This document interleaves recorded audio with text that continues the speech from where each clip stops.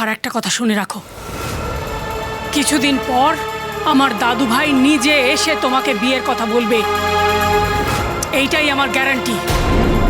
যদি সেটা না হয়, দাঁড়াও,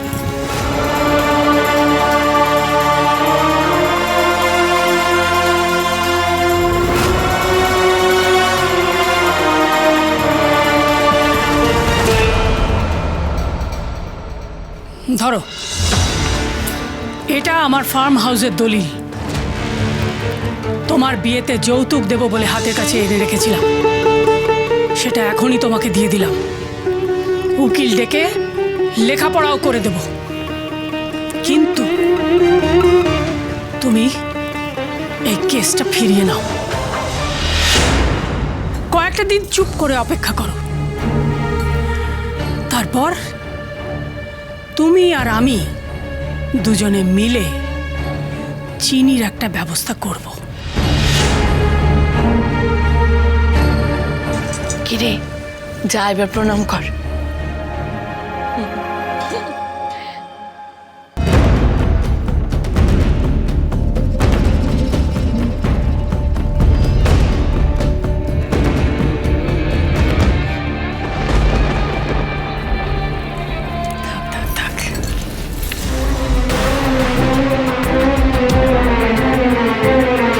সৌভাগ্যবতী হও মা।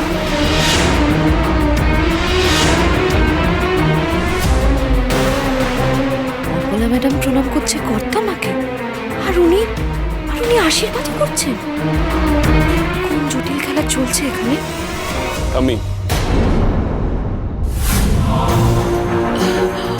মা, দাদু ভাই, তোমরা তোমরা কখন এলে? এসো এসো, ভেতরে এসো।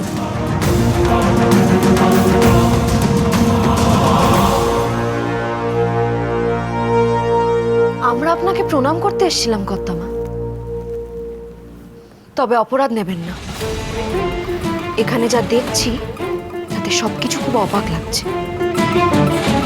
একটু আগে যে কিনা আপনার নাতিকে এত অপমান করলো, মিথ্যে অপবাদ দিল, নোংরা জঘন্য কথা বলে তাকে জেলে পাঠানোর চেষ্টা করলো, আর আপনি তাকে নিজের ঘরে ডেকে এনে এত আদর যত্ন করছেন, এত ভালোবাসা দিচ্ছেন। আমি চোখে ভুল দেখছি না তো? হ্যাঁ ঠাম্মি, আমিও বিশ্বাস করতে পারছি না। এত কিছুর পরেও তুমি চপলাকে তোমার পায়ে হাত দিতে দিচ্ছ? যে মানুষটা আমাদের পরিবারে ক্ষতি করতে চেয়েছিল, আমাকে বদনাম করে সবার সামনে ছোট করতে চেয়েছিল, তাকে এখন আরে জাস্ট মুভ। নাটক বন্ধ করুন। এসব কেন করছেন আপনি? ওঠ ওঠ ওঠ ওঠ ওঠ।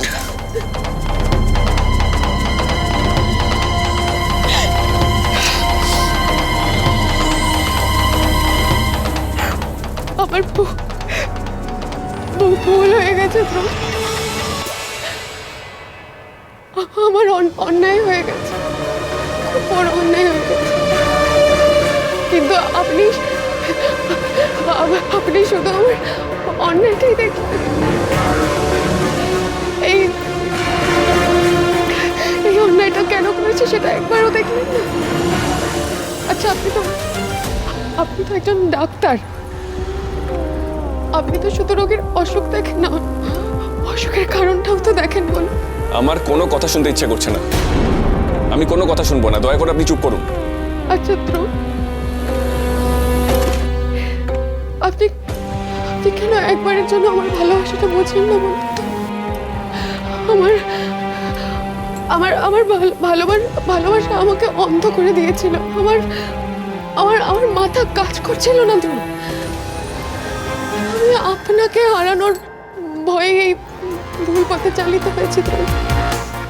আমি খালি ভাবছিলাম, খালি উপায় করছিলাম যে আপনাকে আমি আমার কাছে কি করে আটকে রাখবো, কি করে রাখবো। তারপর যখন দেখলাম যে আপনাকে আমি আমার ভালোবাসায় বিশ্বাস করাতে পারলাম, আপনাকে আমি নিজের করতেই পারলাম না, তখন ভাবলাম যে আপনাকে আমি কারোর হতে দেবো না। অপলা ম্যাডাম, যাকে ভালোবাসা যায় তার এত বড় সর্বনাশের কথা ভাবা যায় বুঝি? এই মেয়ে, তুমি একদম চুপ করে থাকো। আমাদের মধ্যে তুমি একদম কথা বলবে না। ওর সঙ্গে ঠিকভাবে কথা বলুন। চিনি এখন এই পরিবারের বউ,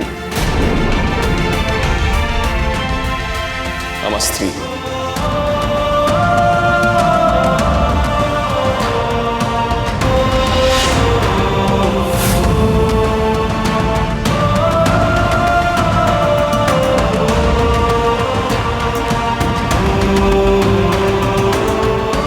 ক্ষমা চাই চিত্র, আপনি আমাকে ক্ষমা করে দিন আর আমার মাকেও ক্ষমা করে দিন। তবে পারলে একবার আমার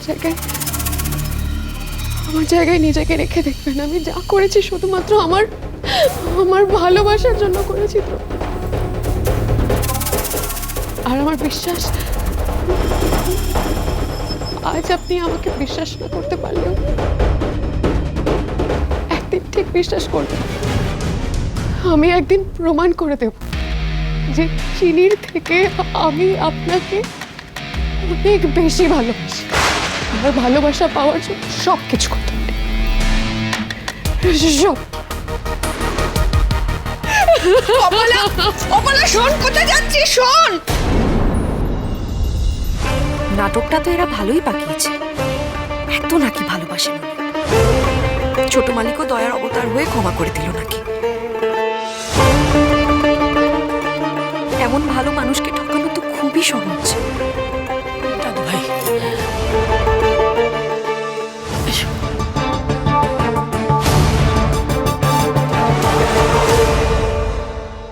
দাদু ভাই, কি ব্যাপার? অপালা আর বর্ণালী ওরা ভুঁড়মুড়িয়ে বেরিয়ে গেল কেন? আমি একটা জিনিস বুঝতে পারছি না। আমি আর চিনি বিয়ের পর তোমাদেরকে প্রণাম করতে এসেছি, আর তোমরা অবলার কথা ভাবছো কেন বলো তো? এত কেন? দাদু ভাই, এত রাগ করতে নেই। না কেন ঠাম্মি, তোমার ওর সাথে এত কথা কিসের? যেই মানুষটা আমাদের পরিবারে ক্ষতি করতে চেয়েছিল, আমার ক্ষতি করতে চেয়েছিল, তোমার ক্ষতি করতে চেয়েছিল, আর তুমি দাঁড়িয়ে থেকে ওর প্রণাম নিচ্ছ। বাহ, দারুণ। ক্ষতি করার চেষ্টা নয় দাদু ভাই, ও ক্ষতি করে ফেলতো এতক্ষণে যদি আমি ওকে না ঠেকাতাম। না ঠেকালে এতক্ষণে কি সর্বনাশ যে হয়ে যেত। অপালা আমার শর্ত মেনে ওর নালিশ তুলে নিয়েছে, সেই জন্যই তো আমি ওকে পা ছুতে দিয়েছিলাম। এইসব কোনো কাজের কথা নয় ঠাম্মি। ও একটা মিথ্যে অভিযোগ করেছিল। চিনি সেই মিথ্যে অভিযোগটাকে এক্সপোজ করেছে সবার সামনে। এরপরে ও আর কি ক্ষতি করতো? নালিশ না তুলে ও তোমাকে কিন্তু খুব হেনস্থা করতে পারত। বিয়ের আগে থেকে এ বাড়িতে যে ছিল সেটা তো সত্যি, আর ওকে বিয়ের প্রতিশ্রুতি দেওয়া হয়েছিল সেটাও তো মিথ্যে নয়। আর তাই ও কমপ্লেন তুলে নিতে ঠাম্মি ওকে একেবারে ক্ষমা করে দিল।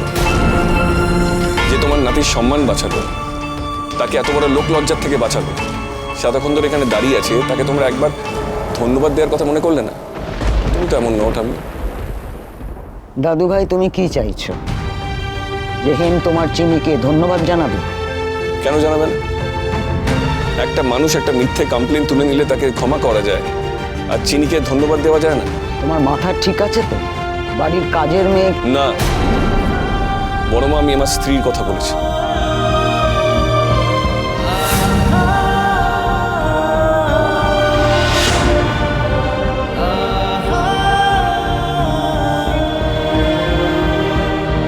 ঠাম্মি, তোমাকেও কিন্তু পুলিশের হাত থেকে চিনি বাঁচিয়েছে, শুধু আমাকে নয়। তাই তোমাকে বাঁচানোর জন্য অন্তত একটা ধন্যবাদ চিনি তোমার কাছে প্রাপ্ত। দাদু ভাই, আমার মনে হচ্ছে আমি চিনিকে ধন্যবাদ না জানালে তুমি আমাকে প্রণাম করবে না। না, তা কেন? নিশ্চয়ই করব। তোমাকে প্রণাম না করলে যে বিয়ের কাজ শেষ হবে না, সেই কথাটা চিনি আমাকে বলেছে।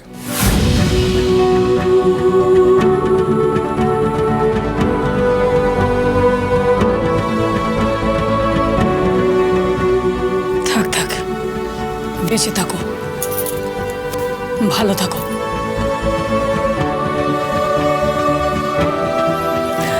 থাক থাক থাক দাদু ভাই, থাক, বেঁচে থাকো, ভালো থাকো। তুমি ভালো থাকলে আমিও ভালো থাকবো, সেটা তুমি জানো।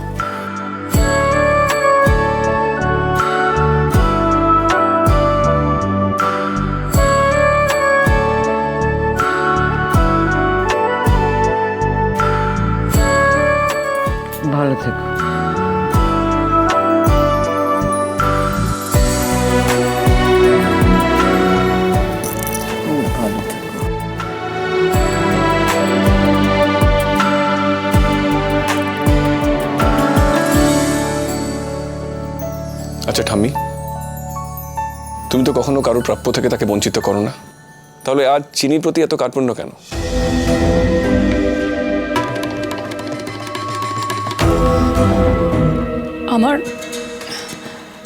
আমার দাদু ভাইয়ের মান বাঁচানোর জন্য ধন্যবাদ।